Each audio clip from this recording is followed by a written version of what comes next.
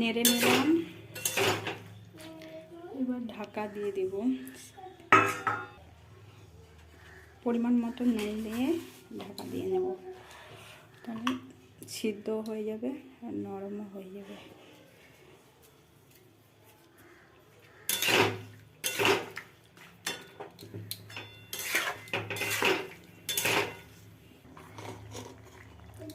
হলুদ দিয়ে নেব পরিমাণ মতো।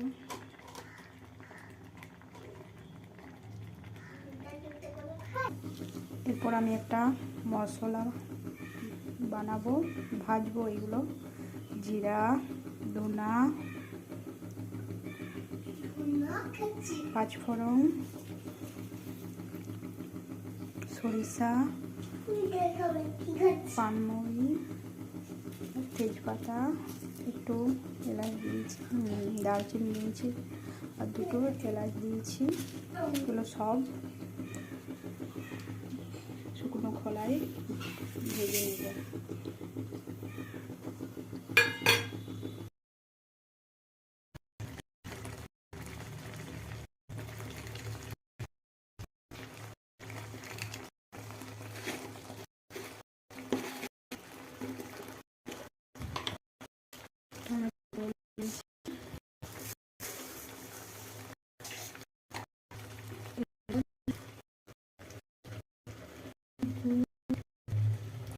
চিনি দিয়ে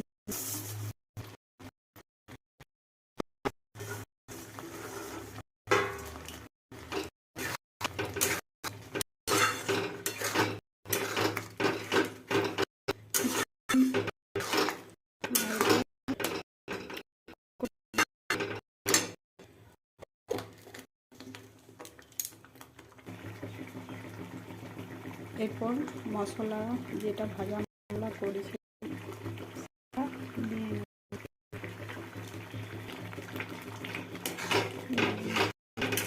করে নিলাম।